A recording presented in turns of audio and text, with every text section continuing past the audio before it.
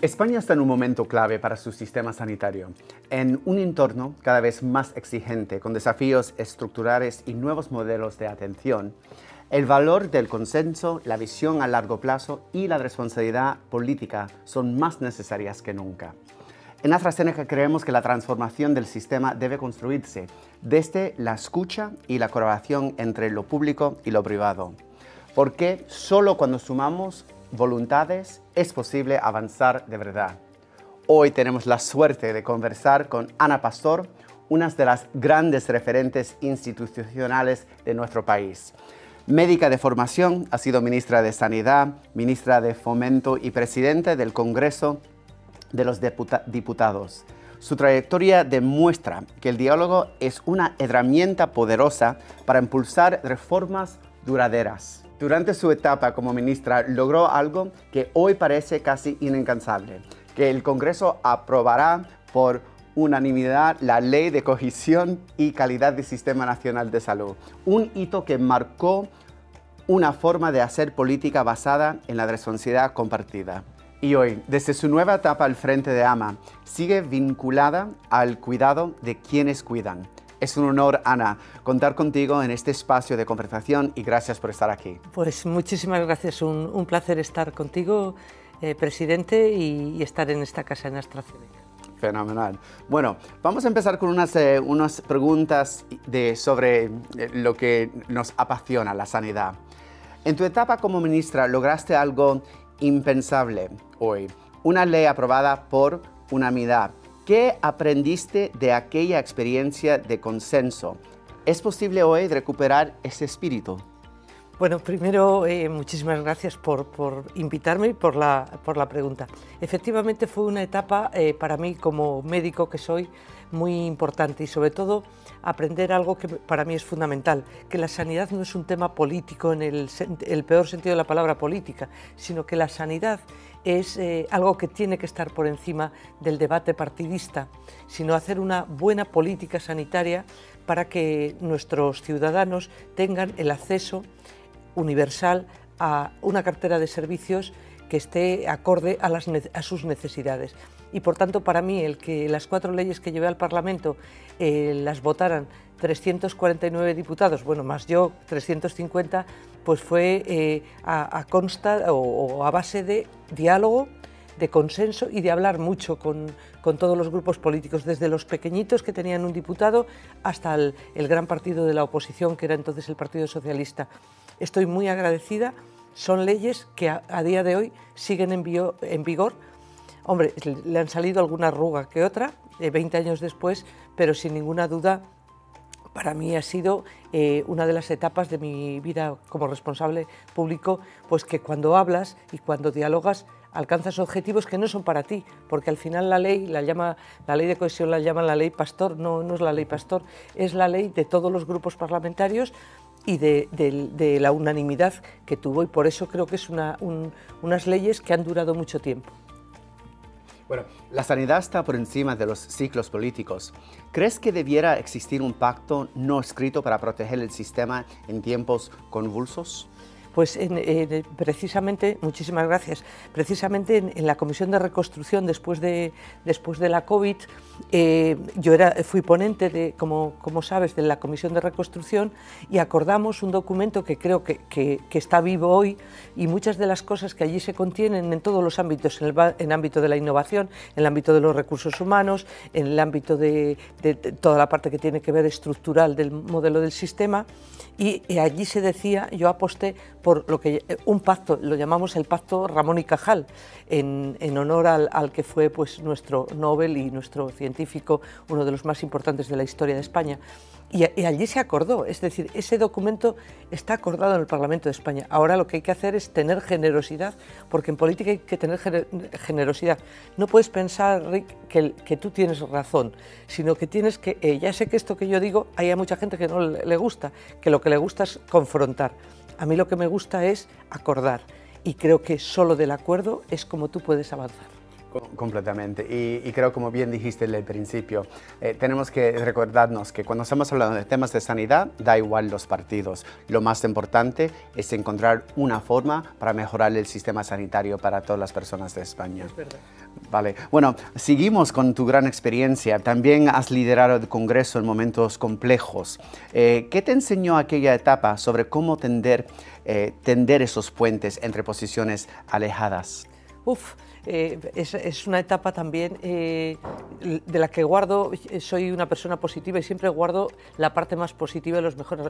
Fue un momento complicado porque el Parlamento clásico que habíamos vivido siempre en nuestro país era bipartidismo con algunos partidos nacionalistas, pero ahí irrumpieron partidos que nunca habían estado en el arco parlamentario, con un nuevo modo de actuar, con un nuevo modo de entender lo que era el Parlamento, y por tanto ahí tuve que hacer frente a momentos muy complicados donde hay un principio que es el respeto, ¿no? Entonces yo siempre hablé con todos, yo tenía una buena relación con todos los grupos parlamentarios. De hecho, uno de los mejores recuerdos que me llevo de la política es el día que me despedí, que se levantaron los 349 y me aplaudieron, incluso alguna persona que estaba en el gobierno de la Cámara conmigo en la mesa, de un partido que no tenía nada que ver con el partido al que yo pertenezco, pues se emocionó.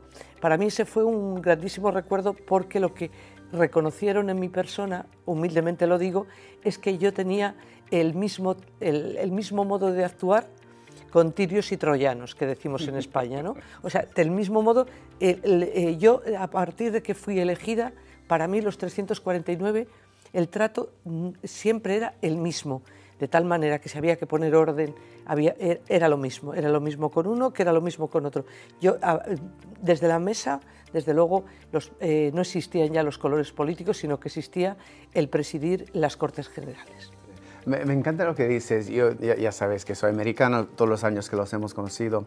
Yo tenía un equipo en los Estados Unidos que yo siempre le decía, porque sabe la complejidad que existe en Estados Unidos, que cuando un paciente entra al hospital nadie le pide información sobre su partido. Le piden sobre su enfermedad, su familia, qué podemos hacer para ayudarles. Y otra vez, no podemos olvidarnos de estas cosas. Bueno. Desde AstraZeneca siempre pensamos que, siempre pensamos de una forma positiva, igual que tú, que España tiene mucho para aportar. España es un lugar increíble para hacer inversiones, es algo que AstraZeneca piensa y va a seguir pensando. Como bien sabes, hemos instalado un hub de I+D en Barcelona con una inversión de más de 1.300 millones, 2.000 personas solo en 2 años. Y para nosotros es algo muy importante, maximizando lo que es el ecosistema de Barcelona. También aquí a donde estamos, en el Hub de Innovación de Madrid. Yo creo que hay tanto que España puede hacer, pero estamos en un momento complicado, en el que Europa necesita consolidar su competitividad en ciencia y salud. Pero más que Europa, ¿qué crees que debiéramos reforzar como España para ser uno de los países líderes para impulsar Europa? Bueno, primero de todo, yo creo que es muy de agradecer el que AstraZeneca haya apostado por España. La inversión en el hub innovador que se acaba de poner en marcha, creo que es una de las mejores noticias que puede tener el tejido industrial e innovador de nuestro país. Yo quiero poner de relieve, si me permites, 2 cosas. Primero, que el sector sanitario, el sector innovador sanitario, es uno de los sectores de más futuro en España y en el mundo, y más en un modelo como el español, que tenemos un sistema universal de atención sanitaria. Y hay una cosa que creo que tiene que quedar clara, es decir, España destina, que yo lo llamo inversión, hay quien habla de gasto, a fármacos y productos sanitarios cerca de 30.000 millones al año, y en tecnología sanitaria más de 10.000 millones. Y es el empleo mayor cualificado y de personas con más alto nivel. Por tanto, España lo que tiene que hacer es apostar por la innovación y apostar por la inversión en innovación. Y eso no va a surgir así de pronto, que crezcan los árboles. Eso significa poner las condiciones adecuadas para que venga inversión a España. Y por varias razones. Primero, porque tenemos talento. España, por ejemplo, en ensayos clínicos, fase 3, somos uno de los países líderes del mundo. Tenemos tecnólogos, tenemos investigadores, tenemos un sistema sanitario y unos hospitales que son referencia en el mundo porque estamos incorporando tecnología. Lo que sí tenemos que tener es muy claro de aquí al 2030 un plan nacional de innovación, donde, por ejemplo, programas como el Profarma se actualicen a lo que es el siglo XXI. Entonces, ahora ya las inversiones no se miden por los metros cuadrados de una planta. Ahora lo que hay que incentivar es la atracción de talento y lo que una industria, como es la industria farmacológica, invierta realmente en el futuro, en estos fármacos que son de medicina personalizada y de precisión. Y eso significa mucha inversión, pero claro, la inversión tiene que tener retorno. Yo siempre explico por qué son tan importantes las patentes. La patente es muy importante porque si no hubiera patentes nadie invertiría, no se invertiría en fármacos. ¿Y por qué? Porque tú tienes que amortizar la inversión que has hecho porque además siempre lo explico, cuando sale un fármaco fantástico y que cura una patología y que añade un valor, es que cientos se han quedado por el camino y por tanto ha llegado a término un fármaco, pero a lo largo de un tiempo y eso tiene un coste y por tanto eso es lo que los ciudadanos tienen que entender. Y luego que los países, este país España, tiene que subir el porcentaje dedicado a I+D+I y especialmente, yo seguro que dicen, bueno, es que como es médico, no. La parte de innovación en sanidad es la clave para garantizar la sostenibilidad del sistema sanitario. Y lo explico muy fácil. La innovación en fármacos y tecnología lo que hace es, cada vez hay fármacos que pueden ser de coste más elevado, pero que en el medio plazo dan eficiencia al sistema. Fármacos, puedo poner el ejemplo de la vacuna de la hepatitis. Nunca ha habido 850 millones mejor invertidos en España, porque han curado patología, han evitado muerte, han evitado trasplantes. Por tanto, yo creo que esto es fundamental y yo, como digo, ojalá muchas empresas apostaran como lo ha hecho AstraZeneca y yo lo que le quiero decir es que yo tengo esperanza de que este país siga apostando por la innovación, se crezca en innovación y haya incentivos. Por eso programas como el Profarma hay que traerlos no al siglo XXI, hay que traerlos al 2025 y adaptar y que realmente las empresas que innovan, que aportan, tengan retorno. Es que si no va a ser imposible y por tanto España, que tiene varios elementos. El principal es que tenemos talento, tenemos mucho talento, tenemos una generación mejor formada que nunca de nuestros médicos, de nuestros tecnólogos, de toda la estructura del sistema sanitario y por tanto lo que hay que hacer es incentivos a la inversión en innovación. Has mencionado cosas tan importantes en esa respuesta. Primero, que somos referentes al nivel no solamente de Europa, pero a nivel mundial en ensayos clínicos. Como bien dijiste, este país tiene más de 43% de todos los ensayos clínicos en Europa, en este país. ¿Por qué? Porque el ecosistema que tenemos, el ecosistema sanitario, los profesionales, los científicos, pero bien dicho, si no estamos haciendo esas inversiones, eso se nos puede ir a largo plazo. Y es tan importante para aportar estos científicos, los hospitales y el ecosistema. AstraZeneca sí ha sido la apuesta para España porque creemos firmemente en lo que España puede ser para AstraZeneca y para la innovación a largo plazo, que no solamente le va a dar oportunidades a pacientes y familias en este país, pero a nivel mundial. Ahora bien, has trabajado mucho con la industria farmacéutica y muchas personas algunas veces no entienden esta relación pública-privada. Piensan que solo es un tema de dinero y no están pensando que también cuando la industria está haciendo estas inversiones, nosotros estamos intentando también para apoyar la economía, como dije antes, 2.000 personas. ¿Cómo viste la relación durante tu tiempo con la industria desde el ministerio?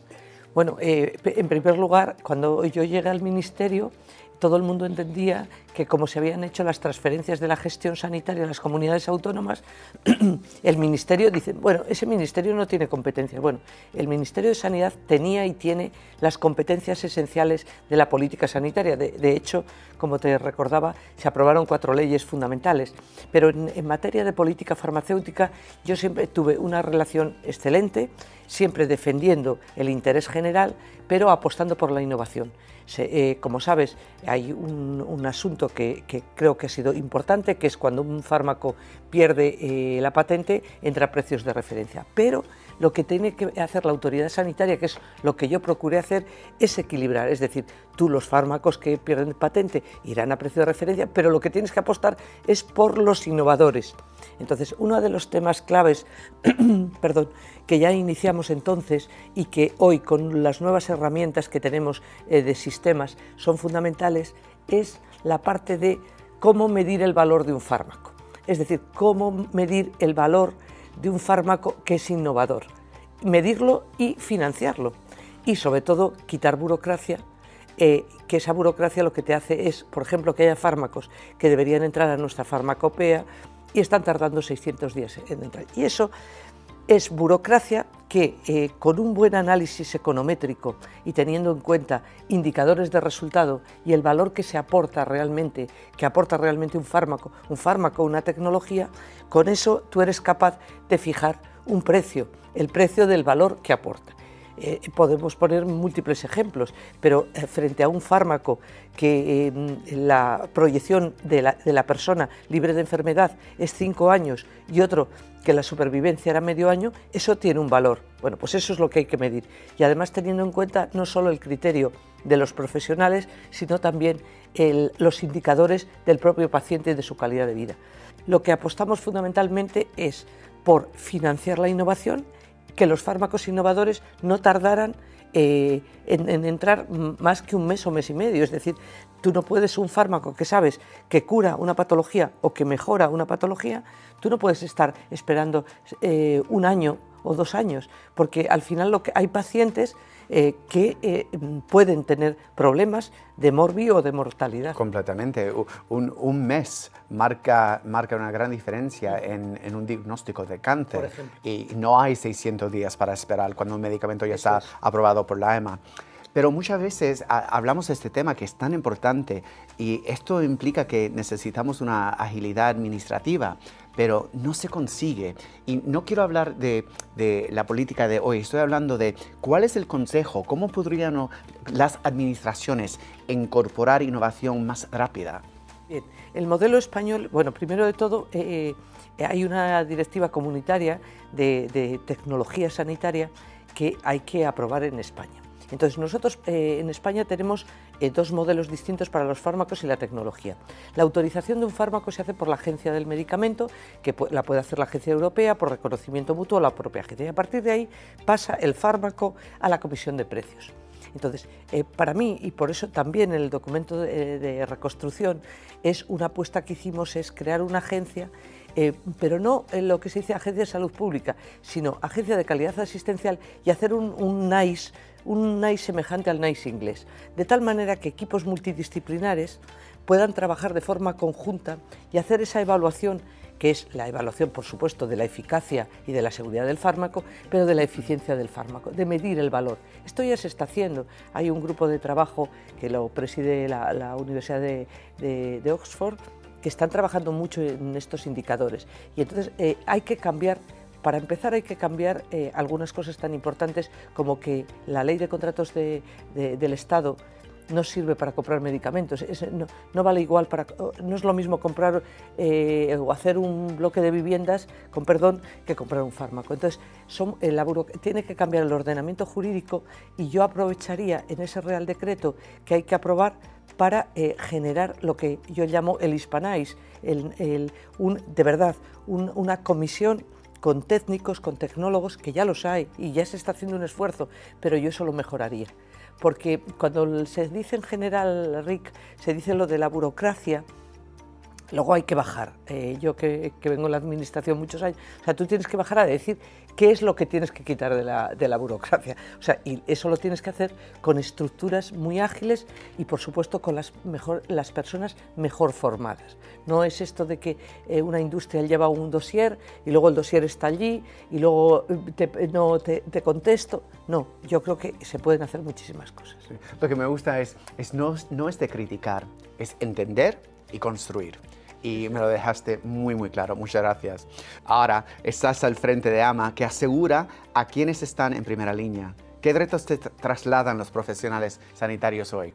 Bueno, primero, efectivamente, he dado este paso a presidir la Mutua de los Profesionales Sanitarios porque entendí que esta etapa de mi vida profesional debería de volcarla en cuáles son esas necesidades.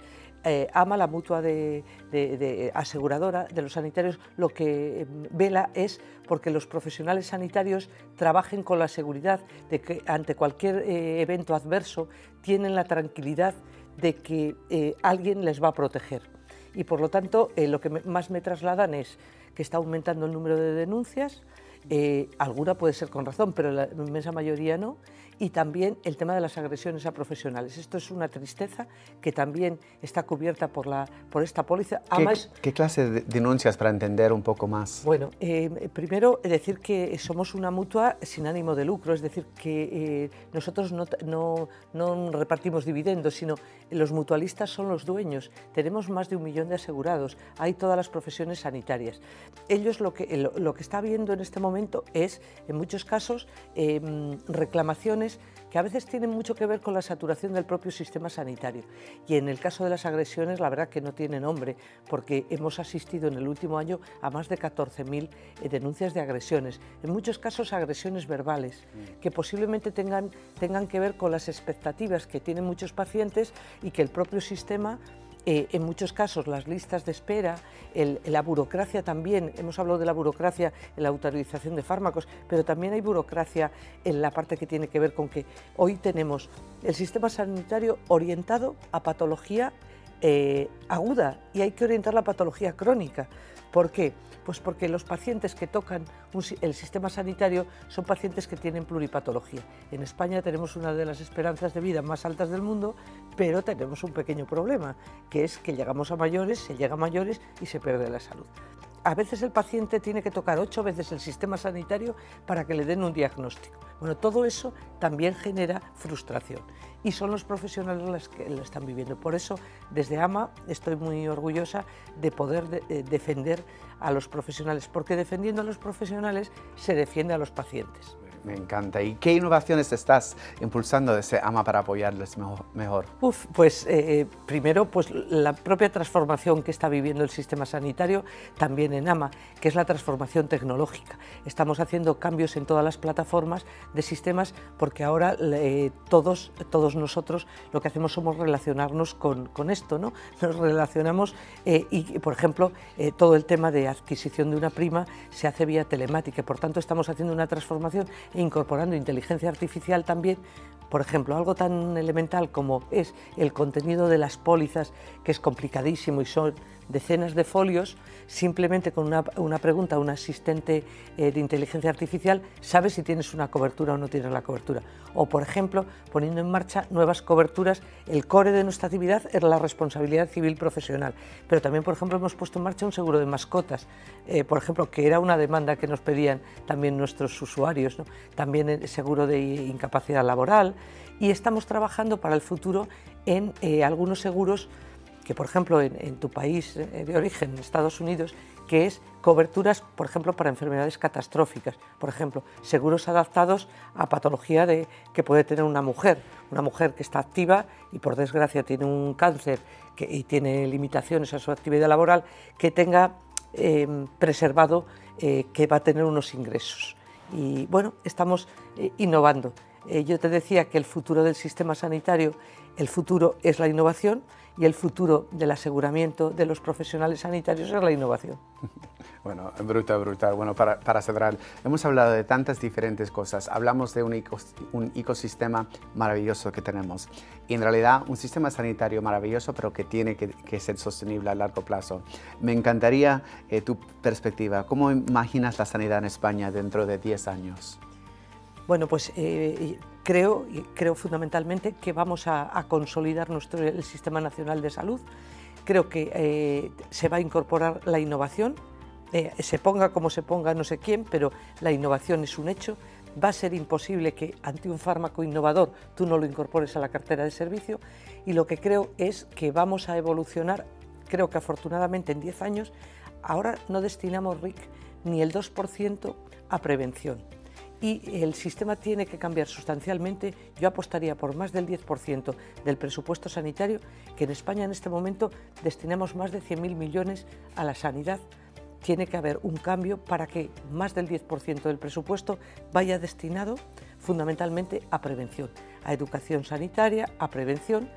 Estamos cada vez conociendo más fármacos que previenen patologías y, por tanto, a que los ciudadanos también tengamos autocuidado, seamos mucho más responsables. Yo siempre hablo de que la causa de muerte conocida en el mundo es el consumo de tabaco, o sea, que produce cáncer.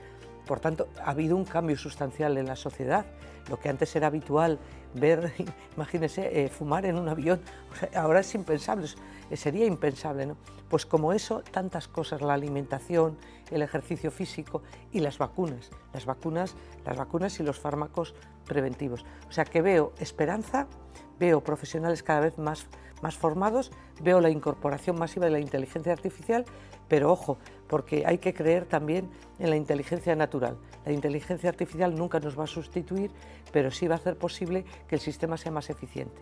Por tanto, añadir valor al sistema viene de la mano de la innovación para hacer frente a cuatro cosas fundamentalmente: al patrón de población que tenemos, al patrón epidemiológico que tenemos de patología crónica, a la sostenibilidad del sistema y a que no se nos vaya el talento, a la atracción de talento, y el cuarto, a la incorporación de la innovación, de que siempre la medicina siempre ha ido por delante casi del resto de los sectores en incorporar innovación. Y luego que hay que medir los resultados en salud.